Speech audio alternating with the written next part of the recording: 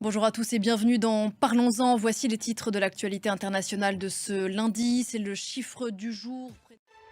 C'est un institut de recherche sur la paix qui fait ce constat. Le monde se réarme de plus en plus vite. Jamais les dépenses militaires n'avaient autant progressé d'une année sur l'autre. Plus 6,8% en 2023 par rapport à 2022, à près de 2500 milliards de dollars. En tête, les États-Unis et la Chine. Derrière ces statistiques, un monde en guerre ou qui s'y prépare. Léo Péchard. Illustration de ce Moyen-Orient sous tension, ces roquettes tirées vers une base de la coalition en Syrie dimanche soir, une base qui abrite des forces américaines dans l'Est. À ce propos, c'est l'une des fêtes les plus importantes du judaïsme, Pessah, la Pâque juive qui commence aujourd'hui lundi.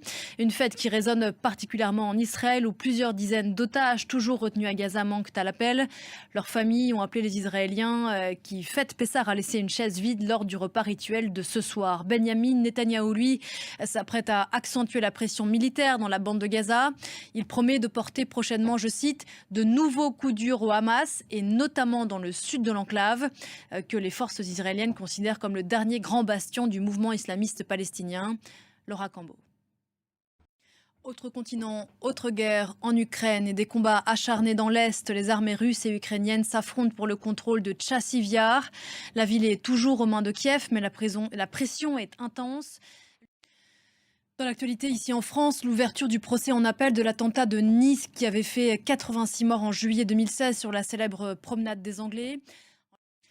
Elle est notre bien commun, mais nous n'en prenons pas soin. Notre planète bleue est menacée. Réchauffement climatique, extinction des espèces, écosystèmes fragilisés. Les signaux d'alerte résonnent en partie dans le vide. Ce 22 avril en est un autre. C'est la journée de la Terre. Et dans un rapport publié aujourd'hui, le service climat de l'Union européenne, Copernicus, dresse le tableau des changements alarmants en cours sur le globe. Explication, Jade Lévin.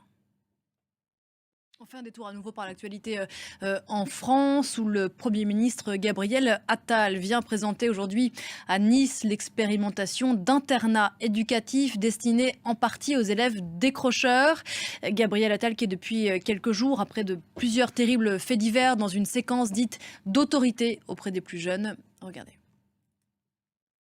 Des images du ciel du nord de la France, de la magnifique Côte d'Opale qui devient le temps d'une semaine la capitale mondiale des cerfs-volants.